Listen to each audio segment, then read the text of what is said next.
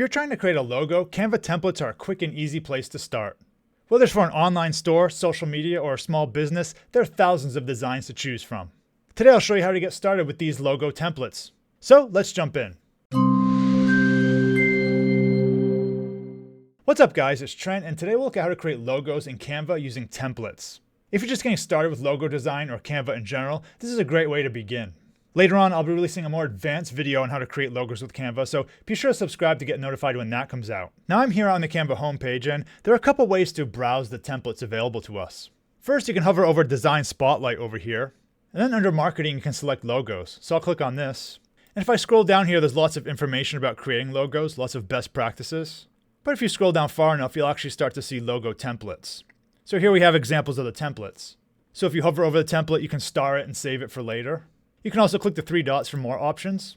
So you can click Customize this template to use it in a design, or you can click Preview this template. I'll click Preview this template, and you can get an idea of what it actually looks like with these thumbnails here. This page is also nice because if you scroll down, you can see other templates that match that style. And if you scroll up, you can also click the creator's name here, and you can see what else they've done on their page. Now, if you know more specifically what you want, you can use the search box to find logos. So in this box here, I'll type coffee logo. Make sure you have templates selected and hit enter. And now you can see all these templates here that came in the search results. The ones with the crown require Canva Pro, but you can see there's lots of free options too. For example, this one's free. So scrolling down, I've kind of like this one here. So I'll click on this, and I'll say Customize this template. So this is open the template in a new document. I can give it a name here. Just call it Trent's Coffee.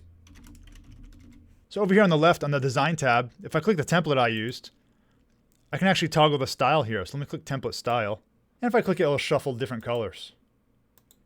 I kind of like that default one, so I'll stick with it here. Now the key to making a logo is really to customize it and make it your own. So when you hover your mouse over the design here, you can see the different individual elements. Let's first change this text. So I'll double click on that. I'll call it Trent's Coffee. Click off. It's a little big, so I'll resize it, center it. Now I don't really like this coffee cup here. Let me just drag this out of the way. I'll change the color just so I can still see it, but I'll minimize it. I'm just putting it on the side because maybe I'll use it later. Same thing with these coffee beans. Let me change the color. I might delete them later, but I'm just putting them there in case I decide to use them again. Now over here on my design, I see other coffee logos too. And what I can do is I can take elements from those and bring them into this design. So let's scroll down. I can also search again. Let me search for coffee logos. I actually like this coffee cup here. I want to use it in my design. So I'm going to click on this. I'm going to say Add as a new page. And I'll select this coffee cup and I'll copy it. I'll do Control C, or you can right click and say copy. Then I'll scroll up and I'll press Control V, or you can right click and paste. And I have this new coffee cup. Now you can see it's black, which is hard to see on this design. With the coffee cup selected, I'll select the color up here. And I'll choose this option here that says Add New Color. And if you click the eyedropper here, you can select the color on your design. So I'll select our main light color here. Kind of this tannish color here. And now the color of the mug matches the rest of the design. And of course I need to resize it to get it fitting in there. I'll put it there. We can center it. So I have that new cup there. I think it needs some steam coming out of the cup. So let's see if we can find an example of that. I'll go to Elements. I'll just click Steam. This one's pretty good. Let's drag it over. I'll resize it. Once again, the color doesn't match. It's black. So let's click our black color here. I'll click Add New Color. Click the color picker. And I'll choose our light color. And then we have some steam coming out of our coffee.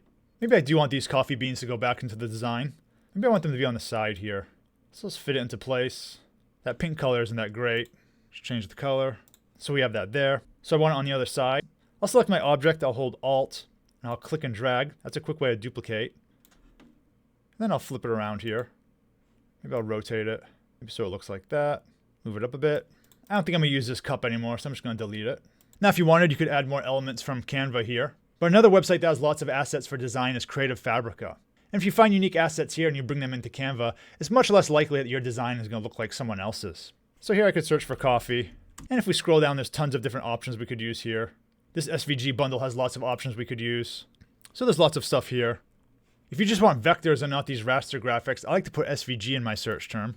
So I'll type SVG and I'll hit enter again. And you can see with that we get more of these SVG results that are more appropriate for a logo.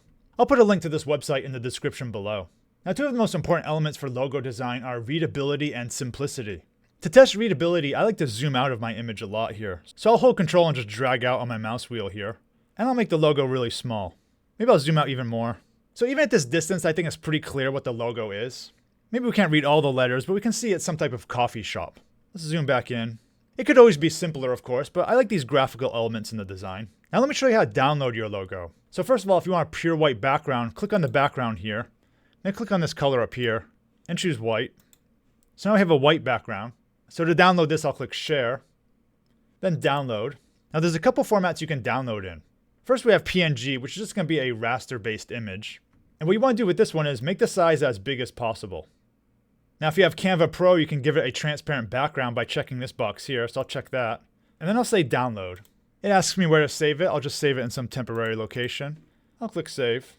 Now on my computer, if I open that folder, I have the PNG file here. Let me open it in another program and show you that it has a transparent background. So this is my PNG here, and we can see with the checkerboard background, that means it's transparent. Now with Canva Pro, you can also download as an SVG. So let me show you how to do that. I'll click Share, Download, and where it says PNG, click this and select SVG. We see the crown, that means you need Canva Pro.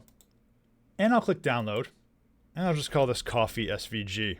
Now the nice thing about SVGs is that they can scale infinitely. So here I have the SVG file. Let me open it with an SVG editor called Affinity Designer. So I'll open this. So here's my SVG file. If I zoom in, if I click on the individual shapes, you can see they're made of points. Same thing with these shapes up here.